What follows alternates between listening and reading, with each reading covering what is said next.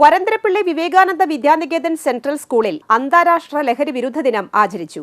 വരന്തരപ്പള്ളി സ്റ്റേഷനിലെ sub inspector K Biju ഉദ്ഘാടനം ചെയ്തു. സ്കൂൾ മാനേജർ ഒ സുമേഷ് അധ്യക്ഷത വഹിച്ചു. പ്രിൻസിപ്പൽ കെ രമാദേവി, മാതൃസമിതി president Ranji Ajith, A Anuja, R Nija എന്നിവർ പ്രസംഗിച്ചു. തുടർന്ന് ലഹരി വിരുദ്ധ പ്രതിജ്ഞയെടുത്തു. ലഹരി വിരുദ്ധ സന്ദേശത്തിന്റെ ഭാഗമായി കുട്ടികളുടെ റാലി, നൃത്താവിഷ്കാരം എന്നിവ സംഘടിപ്പിച്ചു.